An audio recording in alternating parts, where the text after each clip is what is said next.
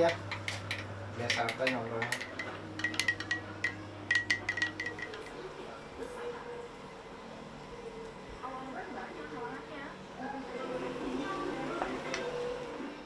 Ya kalau menurut saya juga peluang, karena ya kita dipindahkan unsurnya bagus, dikasih hunian yang layak, bersama fasilitas sekolah atau rumah sakit semua sudah ada. Ya menurut saya sih bagus.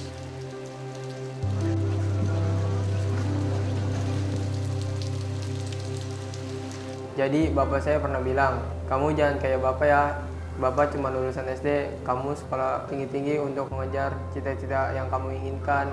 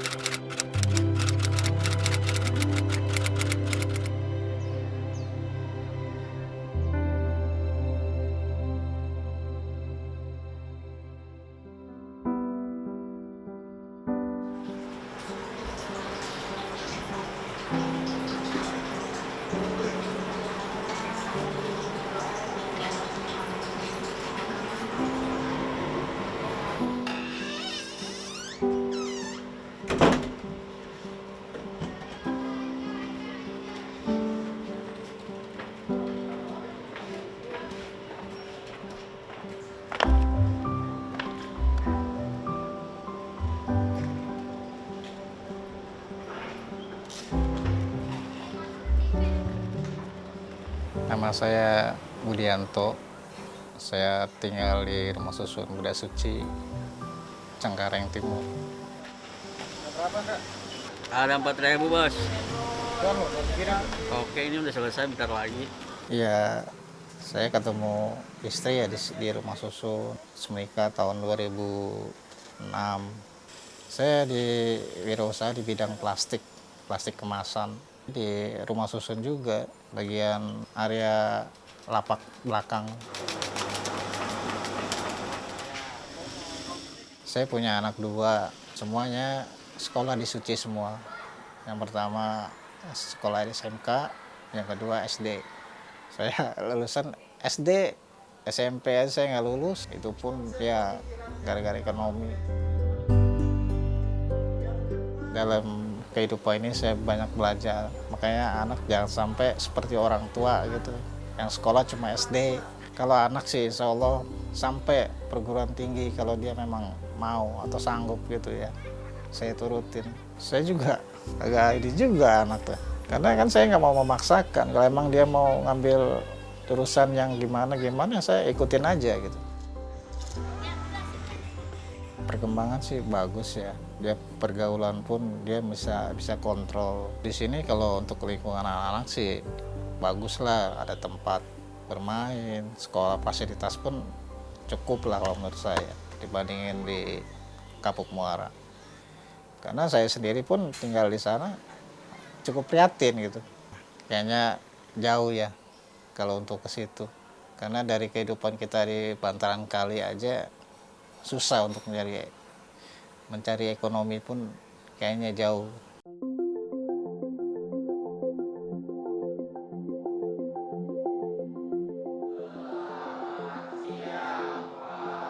Baik, selamat siang semuanya. Silakan duduk.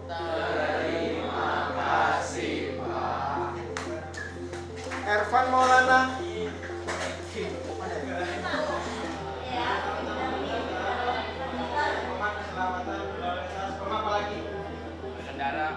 Nama saya Fauzi Irwansyah, saya anak dari Bapak Budianto. Saya tinggal di Rusun Cinta Kasih Suci, Blok Pepaya, lantai B22 3B. Sekarang saya berusia 16 tahun. Saya sekolah di SMK Cinta Kasih Suci. Saya duduk di bangku kelas 11 dengan jurusan MPLB.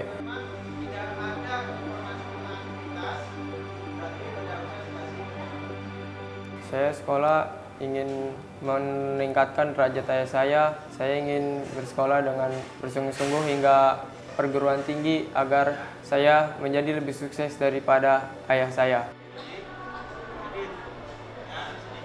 Saya ingin meneruskan usaha bapak saya supaya menjadi lebih maju dan berkembang dan membuat cabang di mana-mana agar bapak saya menjadi orang yang bisa membantu orang lain, walaupun bapak saya pernah berada di posisi yang jauh di bawah, yang pernah tinggal di tempat-tempat yang kumuh, yang gak layak.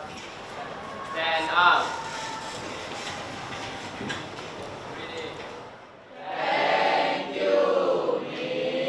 Okay, you welcome. See you. Goodbye.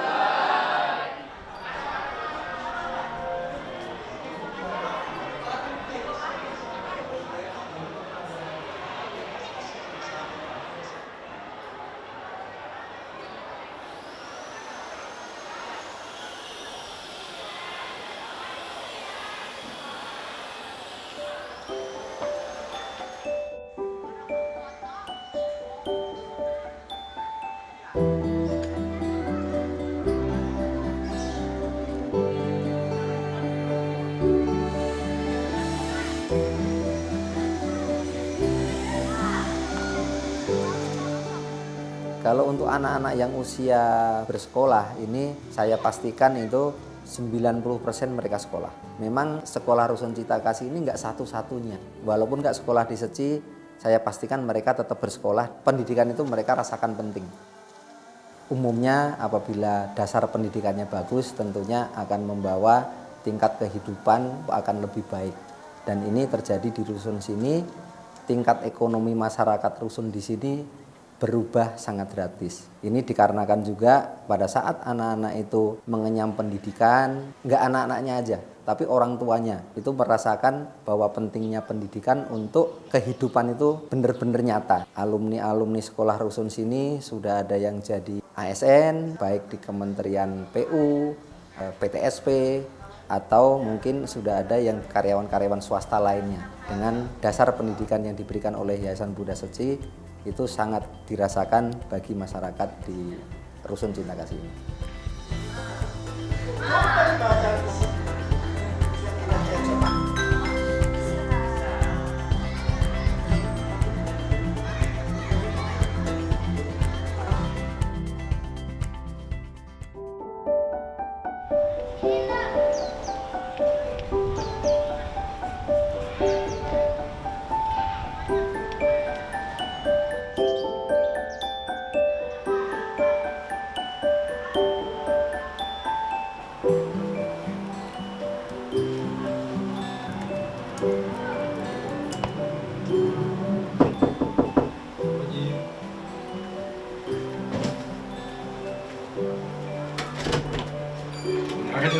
Iya. Sekolah nggak? Siap. Ya. Saya merasa tinggal di sini tuh udah enak, nggak kayak tempat bapak saya dulu di Bantaran Kali. Di sana tuh tempatnya udah nggak layak banget. Mungkin saya tidak kebayang kalau saya tinggal di sana. Pasti saya nggak bakal bisa hidup kayak seperti ini.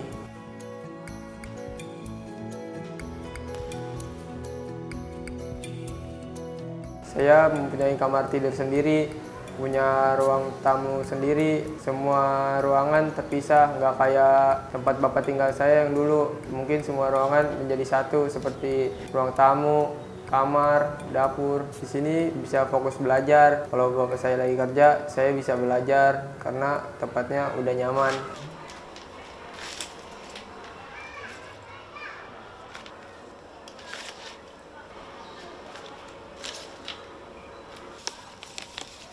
Saya setelah pulang sekolah biasa membantu kedua orang tua saya. Kalau bersama bapak saya membantu untuk ngitungin plastik yang sudah jadi. Kalau sama ibu saya membantu membersihkan rumah seperti menyapu dan mengepel. Pak, ini sampai dalam rumah gini gimana Pak? Ya habis mana tempatnya nggak memadai, kurang gede. Oh, tempat usaha bapaknya gitu. Iya. Sehari kalau rata-rata bapak berapa Pak keluar? Sehari ya kurang lebih 5 ribuan ada. Sistemnya ada yang diantar atau bapak yang antar? Ada yang diantar, ada yang diambil.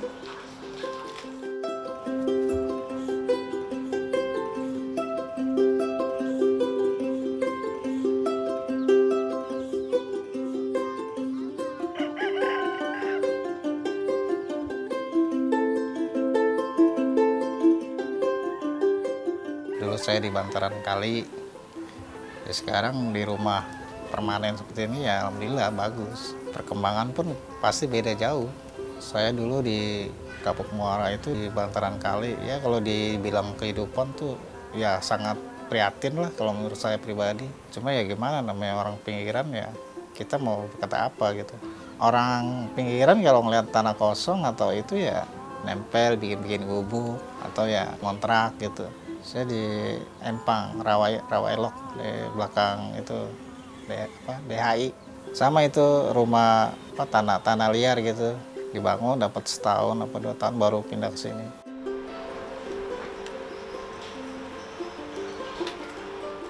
Saya dari Perjaka itu serabutan macam-macam.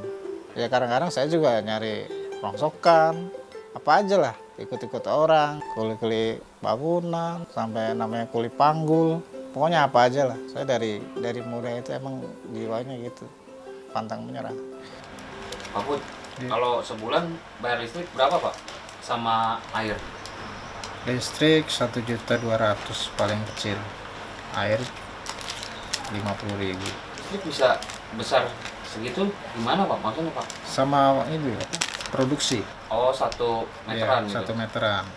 Artinya sebenarnya omset Pak Budi lumayan loh kalau ini ya. Lumayan, sebulannya pemasukan order di atas 50 juta.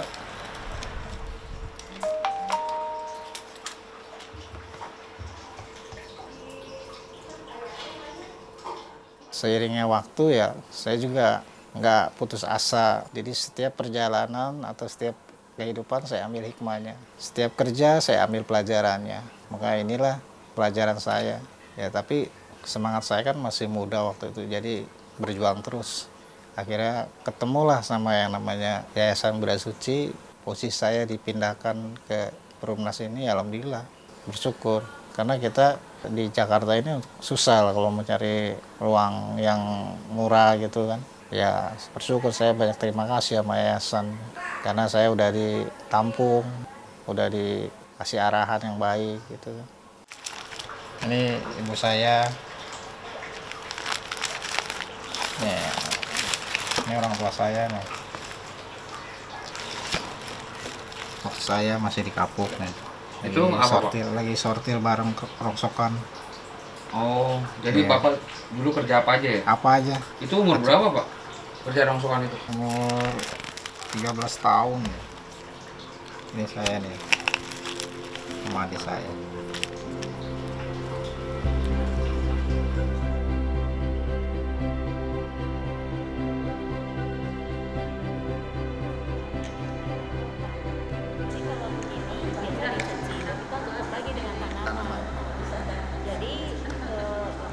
Jadi pada saat mereka dipindahkan ke sini itu tidak serta-merta mereka itu putus mata pencaharian.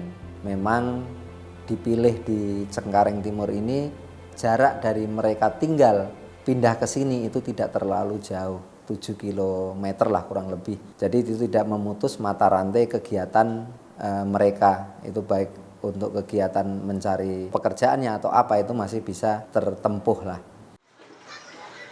Mungkin mata pencarian mereka di sana adalah kayak berdagang, ada juga yang memang mengumpulkan barang-barang bekas. Nah ini terjadi juga di sini. Nah akhirnya kita juga pikir harus menyiapkan tempat-tempat usaha buat mereka. Seperti kita buka lapak-lapak, ada kios, ada pujasera. Nah itu baru mereka bisa mengikuti lah. Jadi proses menyesuaikan diri untuk tinggal di rusun. Calon warga yang akan menghuni rusun ini tentunya kan sudah mempunyai ikatan batin dengan Yayasan Buddha Suci Indonesia. Jadi pada saat banjir mereka sudah intinya tahulah Yayasan Buddha Suci ini memang bergerak di bidang sosial dan nyata pada saat menolong masyarakat itu akan terwujud.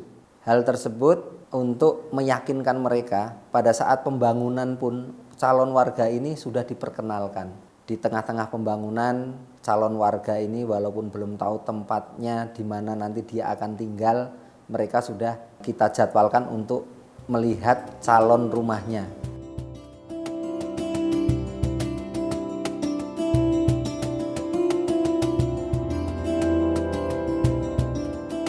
Pada saat mereka sudah tahu tempatnya, sudah tahu calon rumahnya, walaupun dia nggak tahu nanti tinggal di lantai 5 atau tinggal di lantai 2, mereka sudah merasakan, oh nanti saya akan tinggal di rumah susun. Dan rumah susun itu saya sudah melihat sendiri bahwa ruangannya, kamarnya, dan bentuk bangunannya itu pasti akan nyaman untuk ditinggali. Dan tentunya bagi yang sudah berkeluarga, anak-anaknya itu punya kamar tersendiri, daripada waktu di pinggir kali mungkin hanya kamar mandi misalnya, itu pun harus berbareng-barengan. Kamar tidur mungkin antara ruang tamu dan ruang orang tua mungkin nggak terpisah.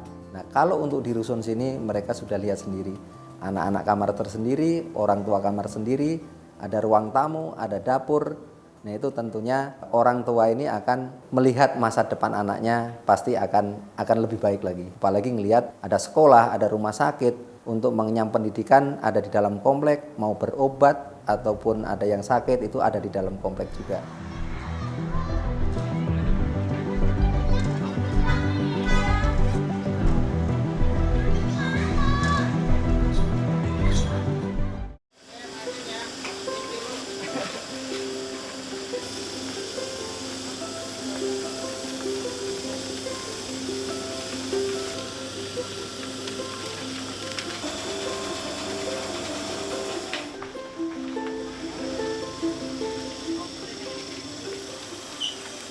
Sering-sering cek aja panasnya. Amin. Iya, Bagus Bos. ya.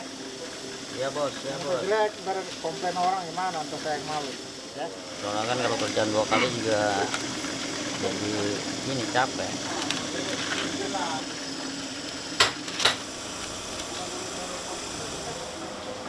Saya pernah di pabrik plastik sampai 7 tahun. Ya inilah saya ambil ilmunya.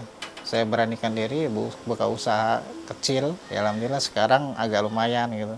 Kalau kerja di sana saya sebelum di rusun saya udah kerja. Cuma saya tinggal di mes. Nah, kalau di rusun itu orang tua.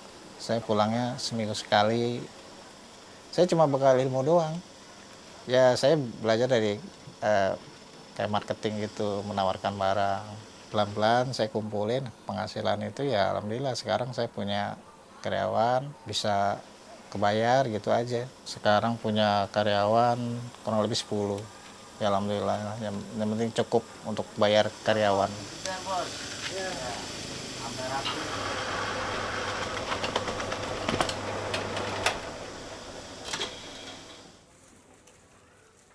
Kebanyakan dari rusun ya. Kalau dari keluarga cuma 2 orang. Ya karena ngebantu juga biar sama-sama punya kegiatan di wilayah gitu kan. Jadi yang pengangguran punya penghasilan gitu. Ya kalau target saya sih kita ikutin aja lah, namanya perkembangan kan, apalagi ekonomi makin lama makin ke depan kan makin bersaing gitu. Ya kita ikutin aja.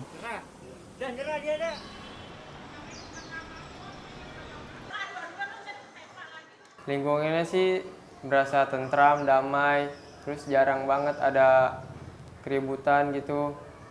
Ya terkadang-kadang juga paling yang berantem cuman anak kecil, rebutan. Terus di sini juga seru, fasilitasnya ada lapangan, taman bermain anak-anak, ada sekolah juga, ada masjid dan lain sebagainya. Masyarakatnya gotong royong banget, apalagi setiap hari Minggu ada kegiatan kerja bakti di semua lingkungan rusun, terutamanya yang bisa dicontoh mungkin membangun kerjasama yang baik antar sesama dan membangun silaturahmi antara tetangga. Saya berterima kasih kepada Yayasan Buddha Seci karena telah membantu saya. Mungkin warga-warga lain yang tinggal di sini karena penggusuran juga terbantu, karena bisa jadi di sana saya tidak bisa sekolah, tapi di sini saya bisa sekolah dengan anak-anak warga yang lain. Dan ayah saya ketika di rusun sudah punya usaha yang berkembang. Artinya apa, ini membuat satu pemahaman, jangan sampai timbul permusuhan. Terakhir saya lihat di rusun sudah nggak ada yang nggak sekolah, semuanya sudah sekolah. Menurut saya itu berhasil ya, karena dilihat dari semuanya sudah banyak sekolah-sekolah yang udah ada di sini. Terus apalagi yang rumahnya di rusun, pasti sekolahnya juga di Sekolah Cinta Kasih Suci. Ada juga anak-anak yang setelah lulus dari sekolah ini menjadi orang-orang yang sukses, dan saya ingin menjadi dari salah satunya.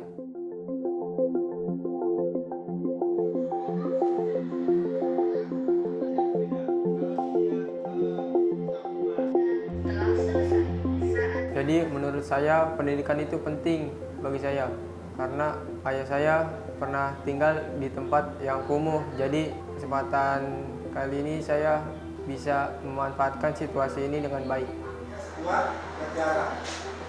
Negara Santian Dewasa. Saya mau lanjut. Jadi harapan saya kepada generasi muda khususnya di Rusun Cinta Kasih bahwa untuk sukses yaitu memang harus ada tekad yang kuat. Landasan pendidikan itu udah mutlak.